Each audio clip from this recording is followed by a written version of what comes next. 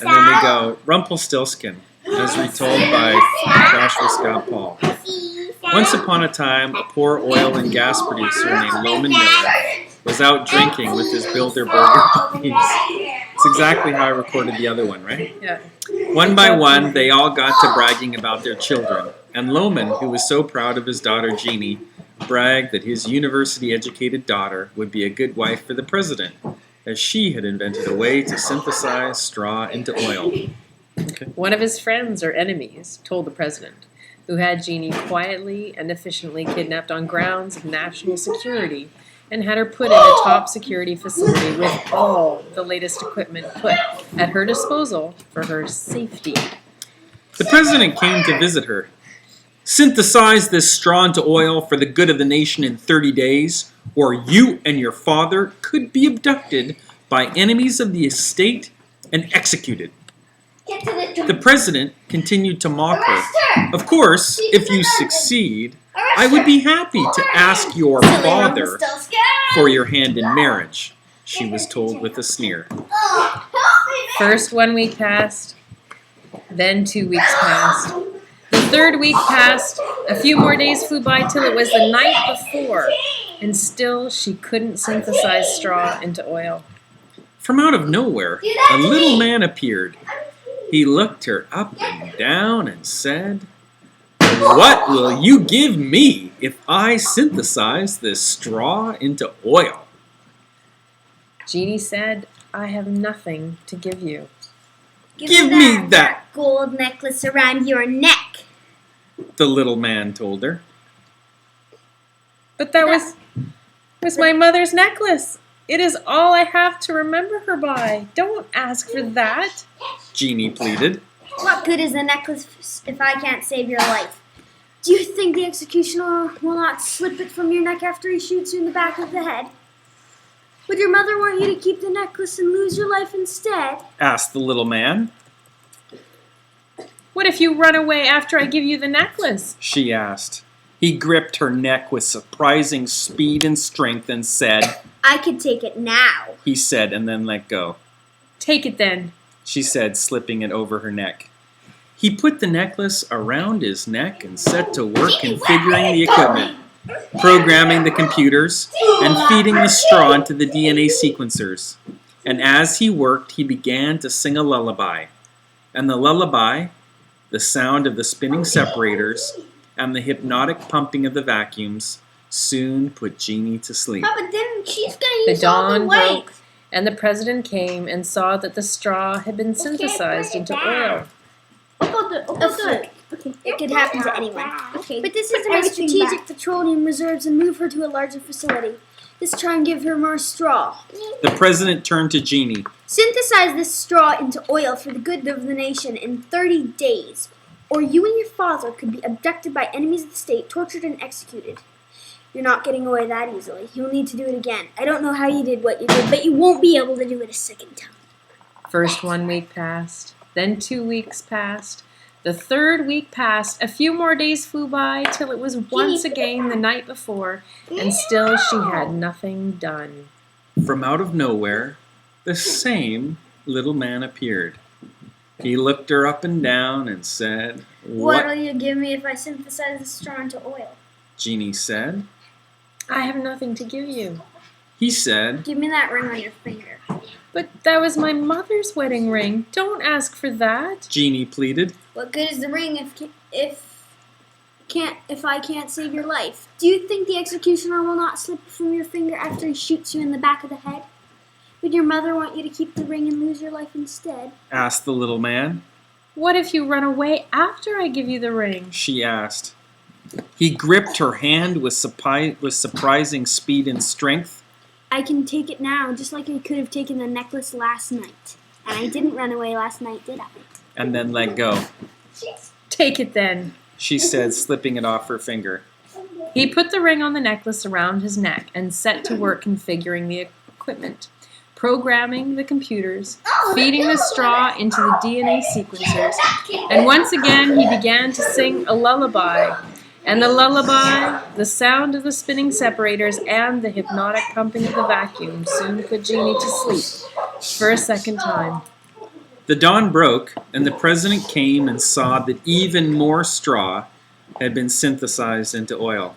Put this into my strategic petroleum reserves. Now, move her into the largest hangar we have, and this time make sure you give her all the straw you've got. Just like every other time, she was told, Synthesize this straw into oil for the good of the nation in 30 days, or you and your father could be abducted by enemies of the state, brainwashed, tortured, and executed. First 1 week passed, then 2 weeks passed. The third week passed. A few more days flew by till it was the night before, and still she hadn't been able to synthesize straw into oil. Get the pills ready. In the hangar, Jeannie busied herself configuring the equipment, programming the computers, feeding the straw into the DNA sequencers. She couldn't give up, but nothing was working. The straw was being turned into mud. Something was missing. But what? She'd seen straw synthesized into oil twice. She knew it was possible, but she just couldn't make it work. There were too many combinations. She couldn't figure it out. For millions of years, humans had survived disasters, Jeannie thought to herself. She could survive this small disaster. Not an ice age, not a meteor, not a solar flare, not a disease or a volcano or a tsunami, just converting grass into gas. Just a few more tweaks and she'd have it. But it's impossible. It's too far away. Jeannie, too exhausted to cry, slides her back down the side of the machine and puts her head in her arms. Now, as she was starting to go to sleep, a familiar voice says to her, What will you give me if I synthesize all this straw into oil? I have nothing left. You have taken everything. I have nothing left to give. She said. He looks her in the eye and says, Give me your first child. I couldn't do that. I will not do that. I would rather die than give you my child. What kind of mother would sell her child's life to save her own? Have mercy. Jeannie pleaded. Who knows? The little man says. Maybe you'll never have a child. What harm can come of it? Anyway, you're going to die if you don't give me a child. At least, if you give me a child, you will have a child. A child to pass on your destiny, and your child may have a chance at a better life than you. How can you deny that child their chance at fighting inequality? Said the little man. What if I run away after I give birth? She asked. I will hunt you down and kill you. I will kill your child. I will kill every last one of your family. I will kill your friends, and I will kill everyone who ever knew you until every last memory of you is gone. He says. Take it then. She said. If I have a child, it will be yours. He then set to work configuring the equipment, programming the computers, feeding the straw into the DNA sequencers, and he began to sing a lullaby. And soon the lullaby, the sound of the spinning separators and the hypnotic pumping of the vacuums, soon made Jeannie so sleepy. But this time she was ready, and she stayed awake and recorded everything. And finally, at long last, the machine was done. The dawn broke, and the president came and saw that all the straw had been synthesized into oil. Papa! Good. Papa! Put this into my strategic petroleum reserves. Now you will marry me. Within the year, the president and Jeannie had married, and a beautiful baby boy was born. Remembering her promise to the little man, she doubled spending on White House security.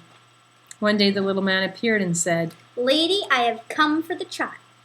but she refused, begged for mercy, and finally threatened to kill the child rather than have the child taken from her. I will have mercy on you, with one condition. You have 3 days to guess my name.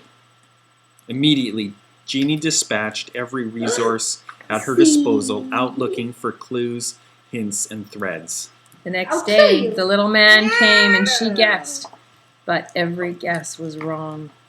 Jeannie redoubled her team efforts, increasing the bounty placed on the information leading to locating the little man's name. The next day, the little man came again, and again she guessed. Again, every guess was wrong. Jeannie redoubled her team's efforts, doubling the bounty placed on the information leading to locating the little man's name. And finally, improbably, because this is a story, One of her security teams was able to locate the missing link and find out his name. The little man pranced in, eager to collect his bounty, the child, when she bent down and whispered his name. His fury was so great at hearing her say his name that he tore himself in two. Don't watch it, Jeannie. Papa, Jeannie wants to watch The this. end. And that's a good story because it has a happy ending.